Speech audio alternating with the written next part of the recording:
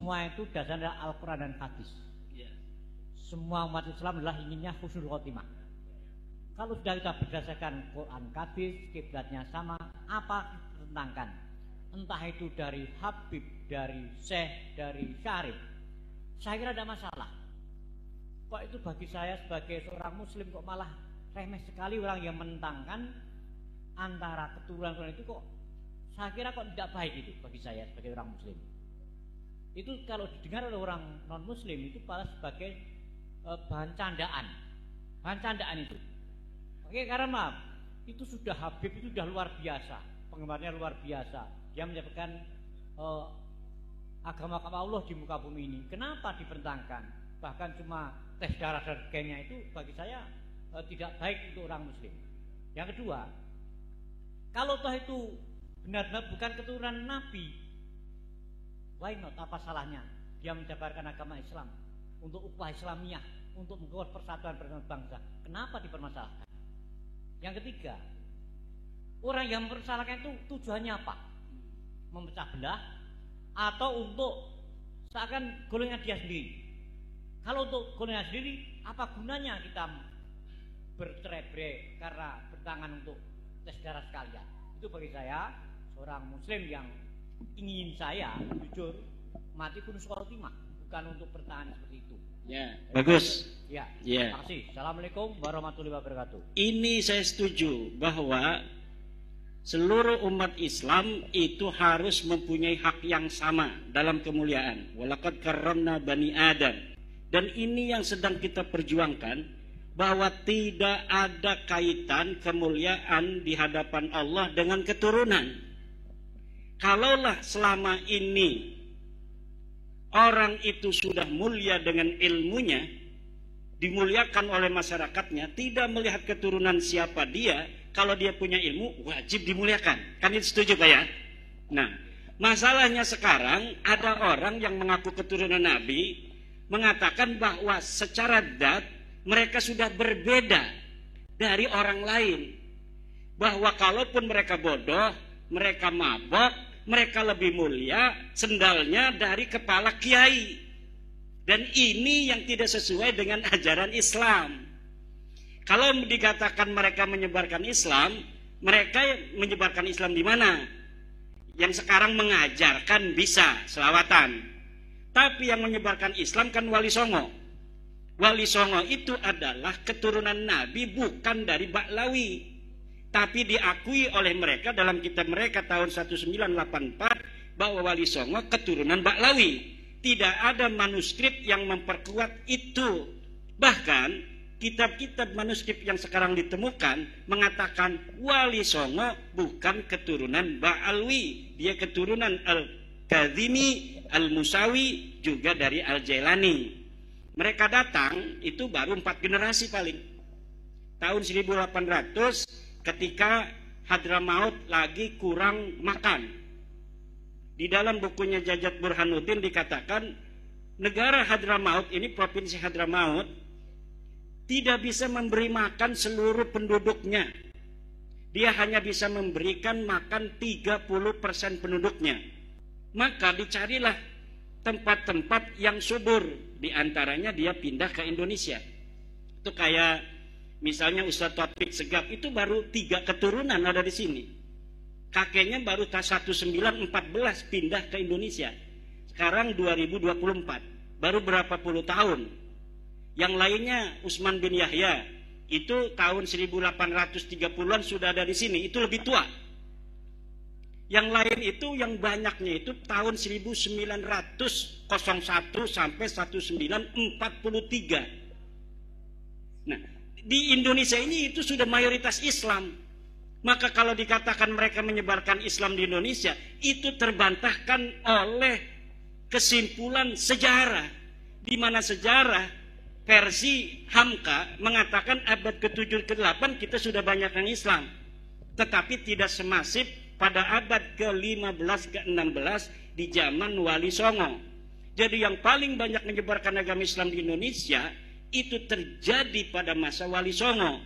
Sebelumnya sudah ada Syekh Bentong, Syekh Hasanuddin di Kerawang, tapi tidak semasif Wali Songo. Kenapa Wali Songo itu berhasil? Karena Wali Songo bukan hanya ulama, juga mereka adalah pemerintah.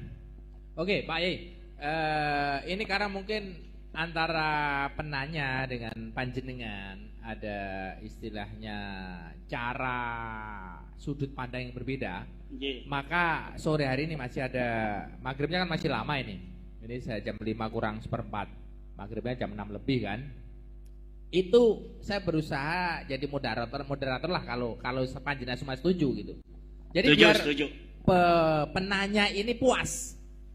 Mungkin dalam pandangan saya yang ditanyakan penanya ini, kok dadak gegeri Baklawi gitu ya Pak Rukianto kira-kira. Nah, kok dadak digegeri? Toh kan di sini Habib itu jasanya banyak. Ada Habib ada Habib Syekh, ada Habib Novel, di sini ada Habib Soleh Al-Jufri. Di kampung ini pun ada almarhum Habib Soleh tapi bukan Al-Jufri, Baharun. Yeah. Jadi jasa mereka itu banyak walaupun belakangan. Di sini ada ulama namanya Syekh Hasan Tafsir, wafatnya 1911.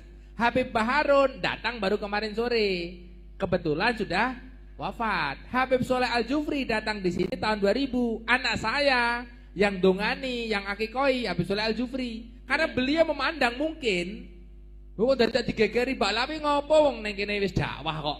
Kira-kira gitu Pak Rukianto ya. Nah, ini jawabannya gitu Pak. Monggo jawaban jenengan bagaimana gitu. Ya, jawaban saya adalah kalau menyebarkan pertama kali tidak. Karena yang menyebarkan pertama kali adalah kalau beliau itu ngomong menyebarkan. Menyebarkan dalam pengertian pertama kali menyebarkan Islam di Indonesia tertolak. Karena sejarah tidak mengatakan seperti itu.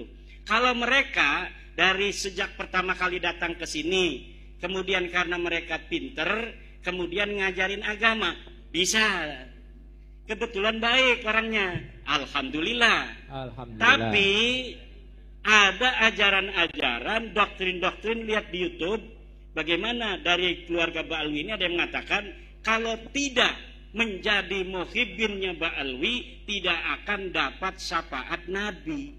Ya betul, saya juga diancam gitu ya. Karena kalau kita bicara nasab, ya nasab itu tadi berita itu mahtamala sidqa wal kadhiba. Dia bisa benar, bisa salah. Dan saya dapat membuktikan Pak Rukianto bahwa nasab mereka itu salah. Nasab mereka tertolak. Dia bukan cucunya Nabi. Kalau mereka itu ulama, kita wajib hormati. Bukan karena dia turun Nabi, karena ulama. Karena memberikan manfaat untuk masyarakat sekitar. Ngajarin ngaji, ngajarin kitab.